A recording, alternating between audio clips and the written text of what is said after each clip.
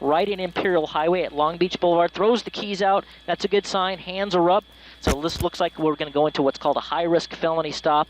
Maybe made the phone calls he needed to make and made the notifications he needed to make. He knows the routine. Threw out those keys. Hands are up, in sight. Right now you can see, he's talking to officers. Officers are giving him commands on the PA system. The good news is that his hands are in sight. That's what they want to see there. You can see LAPD Southeast Division's primary in this pursuit have at least 4 or 5 officers. They have shotguns. They have less lethal and munitions and urban police rifles trained on this murder stuff. We're going to go back in a little tighter so we can watch the suspect's actions here. We're going to turn sky map off because the pursuit stopped. You can see the suspect's out with that blue shirt with the writing on it. It wasn't a jersey, but having him turn around, hands behind his head, they may have him lift his shirt right now to show his waistband.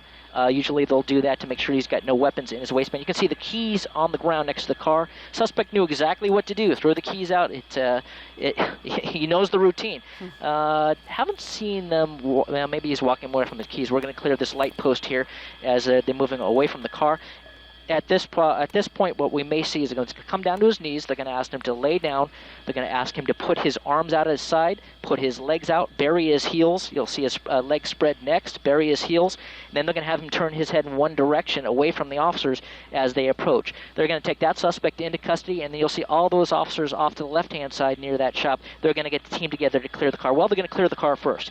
Good call. Make sure there's no suspects. Check that trunk. Check the back seat. Make sure there's no additional suspects in the car. Giving the code 4 up, which means that it is clear. Now the arrest team is in place. They've got 4 or 5 officers, including the officers that cleared the car, not taking any chances with this murder suspect, and they're going to gently take the suspect into custody, put the knee in the back of the shoulder blade there, control that right arm, get him cuffed up, take that free arm, get him cuffed up while the other 4 officers are covering him, and suspect in custody. So very, very luckily this ended without any injuries that we know of, any collisions that we know of. Suspect in custody. He may be just buying his time during that pursuit, making phone calls, talking to family members, knowing that he was going to be going to jail for the day. But this is really good news. The suspect is in custody. Colleen and Ellen, we're going to throw it back to you.